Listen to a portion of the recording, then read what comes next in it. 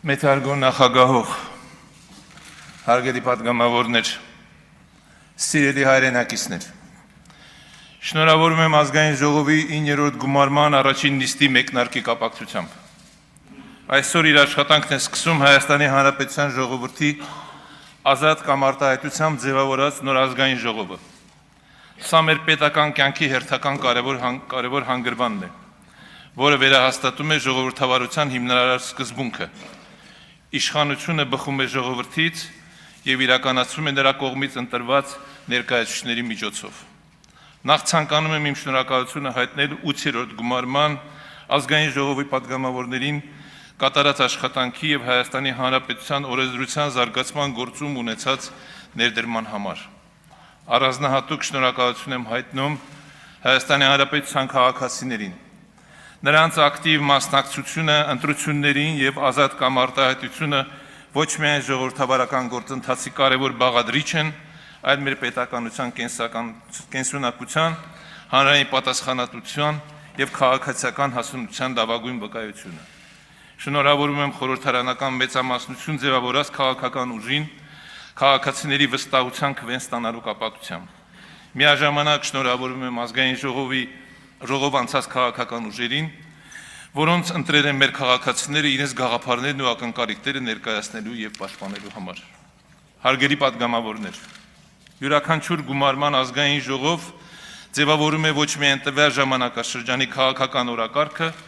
այլ պետության ինստիտուցիոնալ զարգացման մշակույթը։ Հետևաբար, այս խորհրդարանի գործունեության արդյունքները չափվելու են ոչ միայն ընդունված օրենքների քանակով, այլ դրանց որակով, հանրային ազդեցությամբ եւ պետության երկարաժամկետ զարգացմանը բերված նպաստով։ Հայաստանի Հանրապետության քաղաքացիներն այս դահլիճից ակնկալում են հասուն քաղաքականություն, պատասխանատու օրենսդրություն եւ այնպիսի բանավեճ, որի առանցքում կլինի ոչ թե քաղաքական հակադրությունը, այլ պետական մտածողությունը։ Ազգային ժողովը երկրի բարձրագույն ներկայացուցչական եւ օրենսդիր մարմինն է։ Այն պետության թիվ 1 քաղաքական ամբիոնն է, որտեղ գաղափարների մրցակցությունը պետք է վերածվի պետական լուծումների, քաղաքական տարաձայնությունները ավելի լավ որոշումների,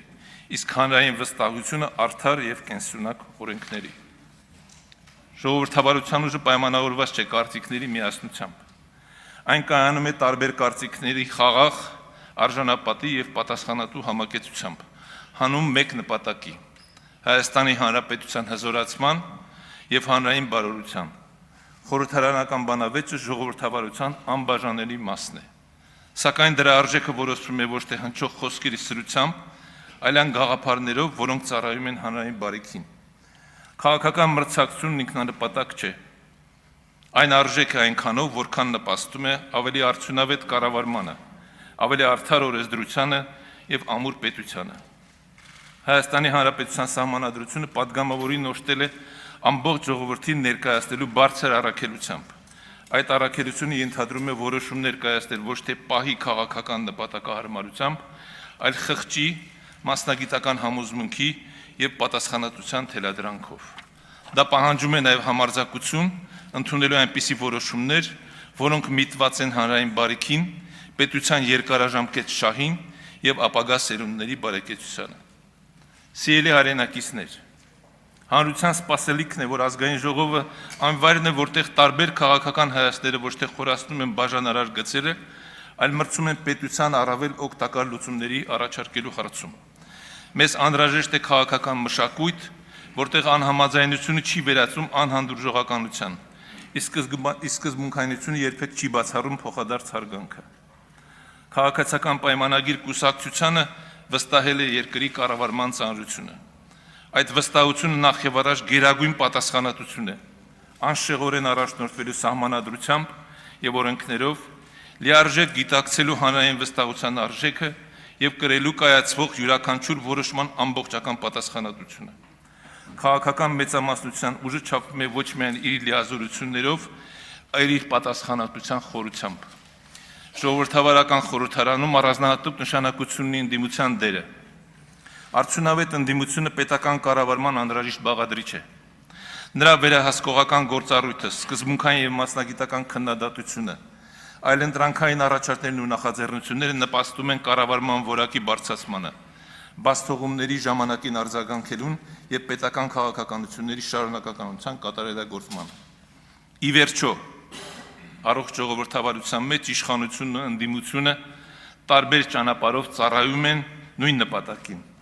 Հայաստանի Հանրապետության առաջընթացին։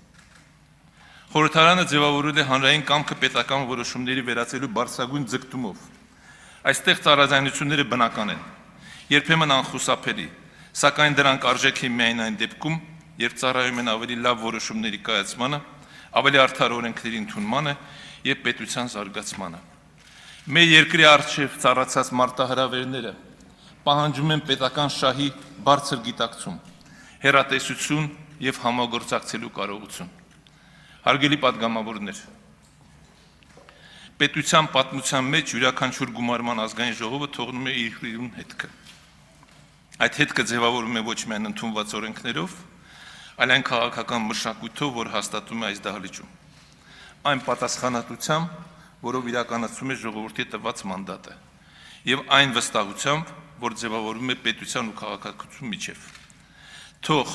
9-րդ գումարման ազգային ժողովը հիշվի որպես խորհրդարան, որտեղ քաղաքական մրցակցությունը երբեք չի գերազանցել պետական պատասխանատվությանը, որտեղ գաղափարական տարբերությունները չեն խոչընդել համապետական ազդեցության հարցերում համախմբմանը եւ յուրաքանչյուր որոշման հիմքում եղել է Հայաստանի Հանրապետության եւ նրա քաղաքացիների շահը։ Մաղթում եմ ձեզ իմաստուն, արդյունավետ եւ պատասխանատու աշխատանք, ի բարօրություն Հայաստանի Հանրապետության եւ մեր ժողովրդի։ Շնորհակալություն։